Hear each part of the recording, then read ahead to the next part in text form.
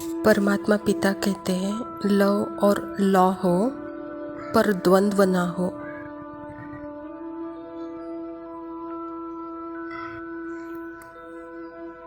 क्या हो लव और लॉ का नेचर हो, तो देखते हैं लव और लॉ का मीनिंग क्या है, उसे समझना होगा।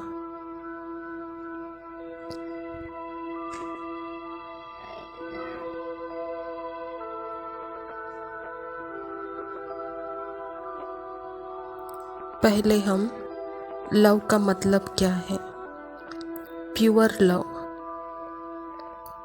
यानी no sense of separation, there is the no sense of otherness.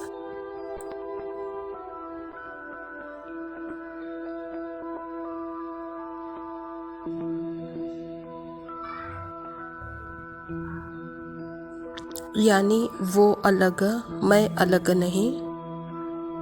True love मतलब परमात्मा हमें सिखा रहे हैं वो है कि मैं आत्मा और दूसरी 800 करोड़ आत्माएं, हम सब एक समान हैं।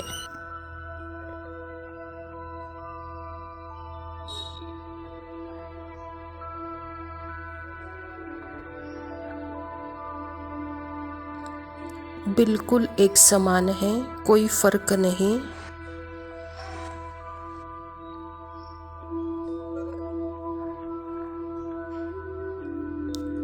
हम सब में एकदम परमात्मा जैसी ही शक्ति है, गुण है।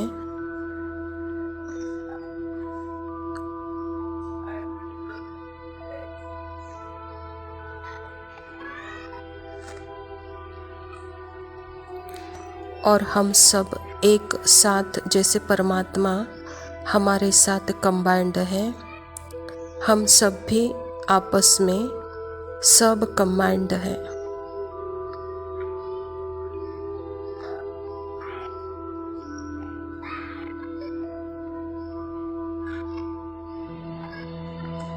यानी हमारे बीच कोई भी टाइम नहीं, मतलब कोई थॉट नहीं, और कोई स्पेस नहीं, मतलब डिस्टेंस नहीं हमारे बीच में।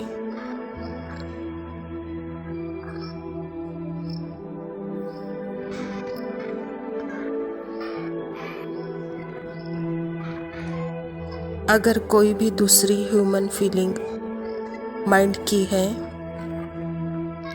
वो मेरी नहीं है, और उसकी भी फील उसकी माइंड की है, वह नहीं है।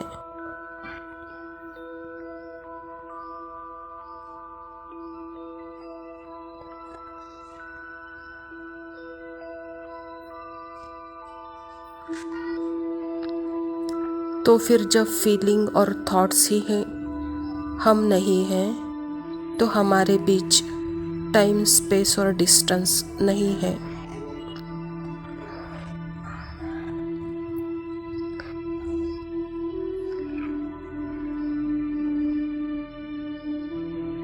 तो मीनिंग क्या है? हम ऑलरेडी सब साथ में हैं। यह है pure love, pure knowing.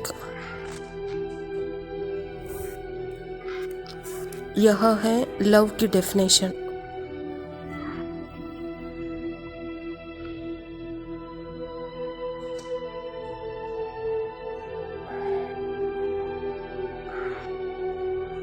Law का नेचर मतलब क्या है?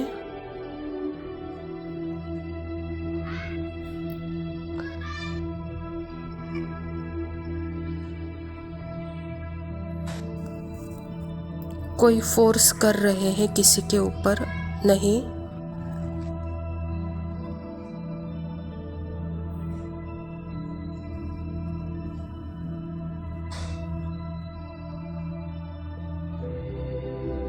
लॉ का मतलब है प्योर फीलिंग से जो भी एक्शन होगा या ऐसी भावना होगी जो प्रकृति के नियमों के अनुरूप होगी।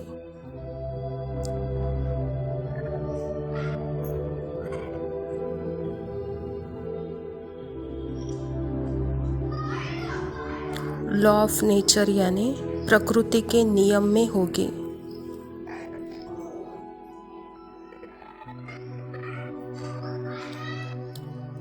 लॉ यानी सत्य के नियम से होगा।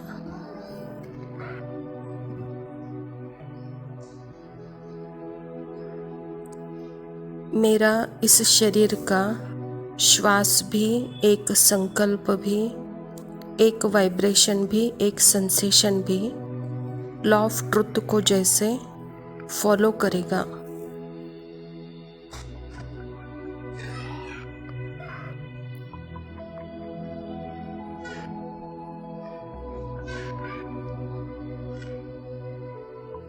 और उसमें रहकर जो भी शब्द निकलेंगे, हो सकता है कभी अथॉरिटी के भी बोल निकले, हो सकता है कभी दृढ़ता के भी बोल निकले, हो सकता है कि कभी ना भी बोले, हो सकता है कि एक्शन में हो सकता है कि कोई एक्शन भी ना हो।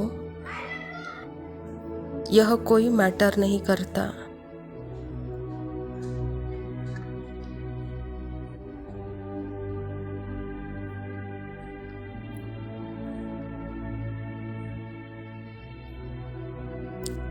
लेकिन जो भी होगा राइट होगा।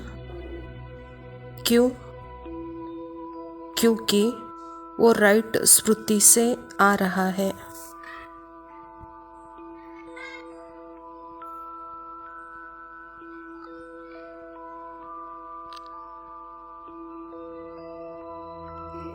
तो राइट स्मृति स्वरूप से आ रहा है, सत्य स्वरूप से आ रहा है।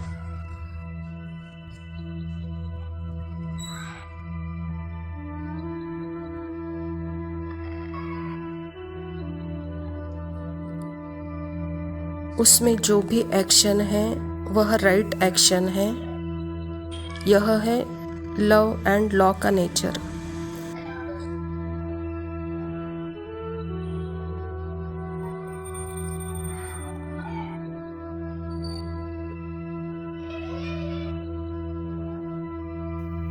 पहले अपने साथ लव एंड लॉ, फिर दूसरे आत्माओं के साथ दूसरी आत्माओं के तरफ लव एंड लॉ का एक्शन आता है।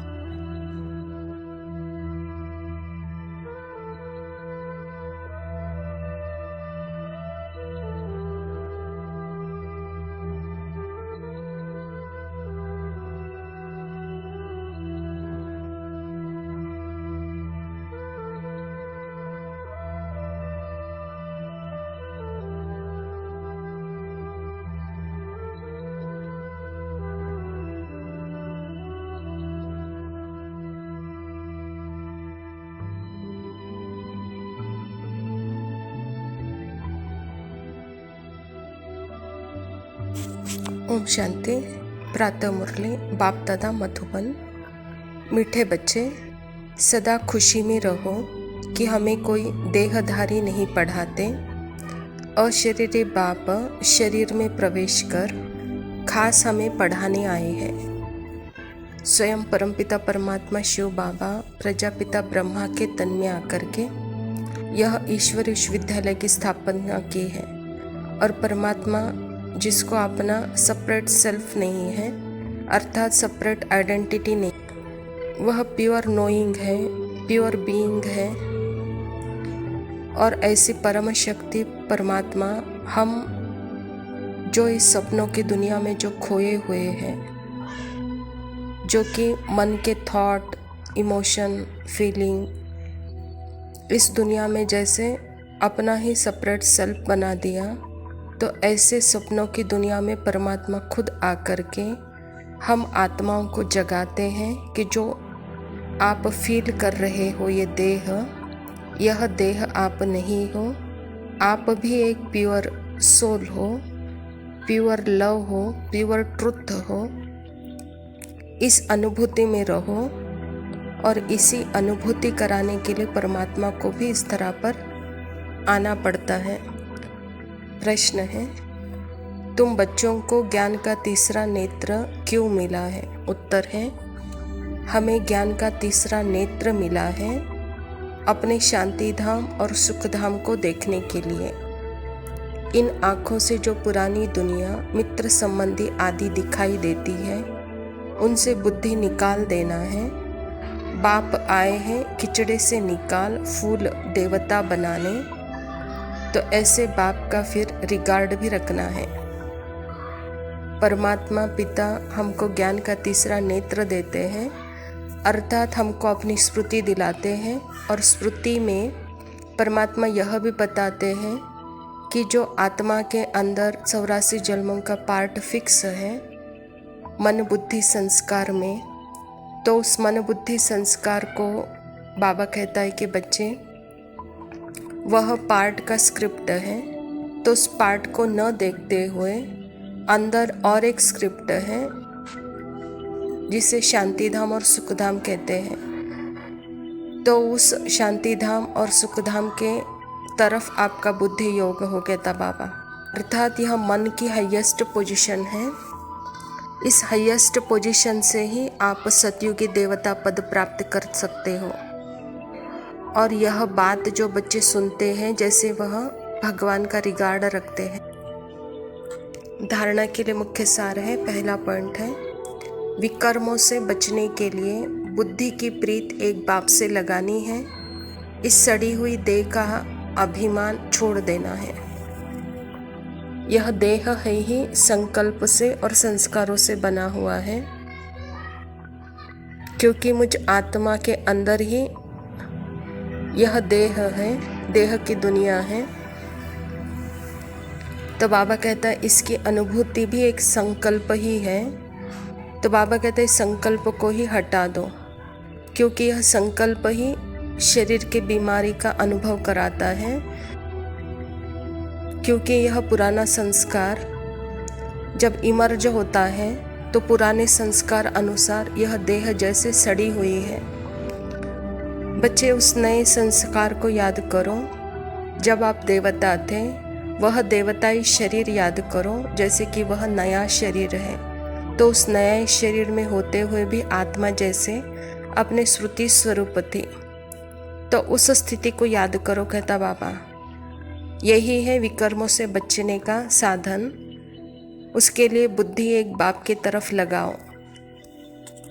दूसरा पॉइंट है हम वॉरियर्स हैं। इसी श्रुति से माया रूपी दुश्मन पर जीत प्राप्त करनी है, उसकी परवाह नहीं करनी है। माया गुप्त रूप में बहुत प्रवेश करती है, इसीलिए उसे परखना और संभालना है। जब संकल्पों में फंसे हैं तो जैसे कि योद्धे हैं, वॉरियर्स हैं, और संकल्पों को देखते भी अपने स्मृति में हैं तो जैसे कि विजयी है। तो बाबा भी कहता है कि बच्चे माया उसके प्रभाव में न आकर के आप अपने स्मृति में रहो, क्योंकि वह प्रभाव करती है, प्रभाव छोड़ती है, आकर्षित करती है, आत्मा को फंसाती है। वहाँ सेपरेट मैंपन आ जाता है, मेरापन आ जाता है। इसीलिए अपने आप को परखो और संभालो कहता बाबा। वरदान है मनसा वाचा और कर्मणा की पवित्रता में संपूर्ण मार्क्स लेने वाले नंबर 1 आज्ञाकारी भव। बाबा कहता मनसा पवित्रता अर्थात संकल्प में भी अपवित्रता के संस्कार इमर्ज न हो। सदा आत्मिक स्वरूप अर्थात भाई भाई की श्रेष्ठ स्मृति रहे। वाचा में सदा सत्यता और मधुरता हो। कर्मणा में सदा नम्रता, संतुष्टता और हर्षित मुखता हो। इसी आधार से नंबर मिलेगा। और ऐसे संपूर्ण पवित्र आज्ञाकारी बच्चों का बाप भी गुणगान करते हैं। वही अपने हर कर्म से बाप के कर्तव्य को सिद्ध करने वाले समीप रत्न है। परमात्मा पिता कहते हैं कि बच्चे यह पवित्रता अर्थात ही आपके अंदर लव एंड लॉ का बैलेंस हो।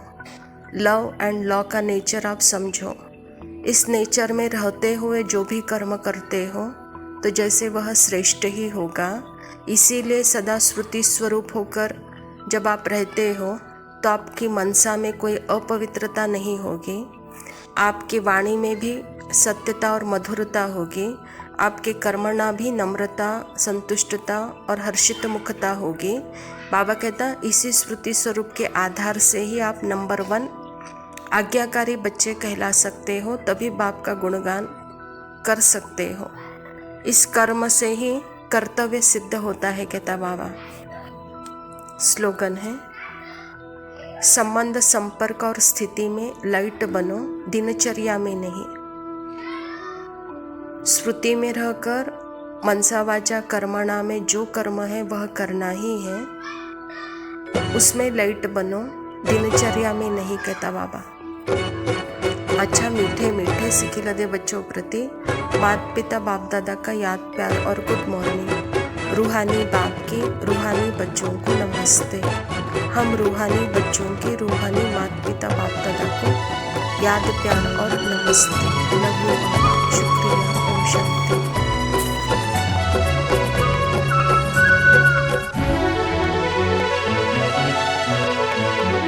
ध्येय मार्ग पर चले वीर तो, ध्येय मार्ग पर चले वीर तो, पीछे अब न निहारो। हिम्मत कभी न हारो वीरो, हिम्मत कभी न हारो। ध्येय मार्ग पर चले वीर तो, पीछे अब न निहारो। हिम्मत कभी न हारो वीरो, हिम्मत कभी न हारो।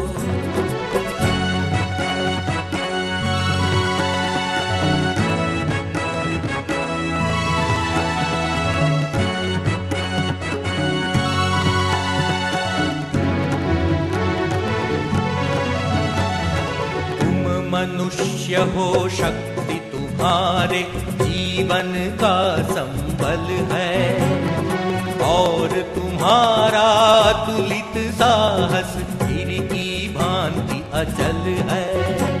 तो साथी केवल पल भर को माया मोह विसारो।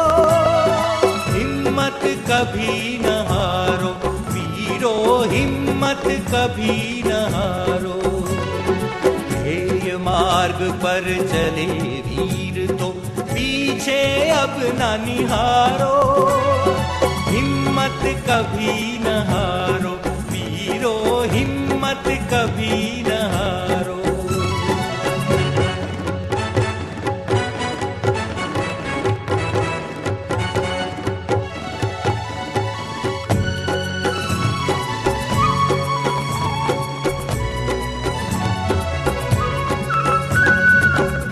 देखो कितनी दूरी है, कितना लंबा मग है, और न सोचो साथ तुम्हारे आज कहाँ तक जग है।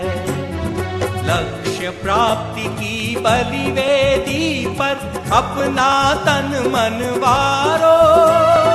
हिम्मत कभी न हारो वीरो, हिम्मत कभी न हारो। मार्ग पर चले वीर तो, पीछे अब न निहारो। हिम्मत कभी न हारो वीरो, हिम्मत कभी न हारो।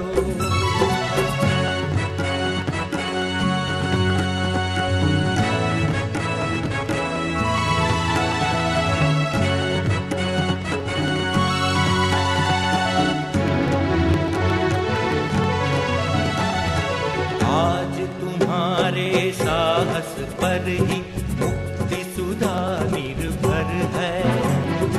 आज तुम्हारे स्वर के साथी कोटि कंठ के स्वर है। तो साथी बढ़ चलो मार्ग पर, आगे सदा निहारो। हिम्मत कभी न हारो वीरो, हिम्मत कभी न हारो।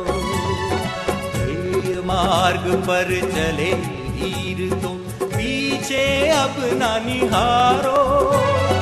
हिम्मत कभी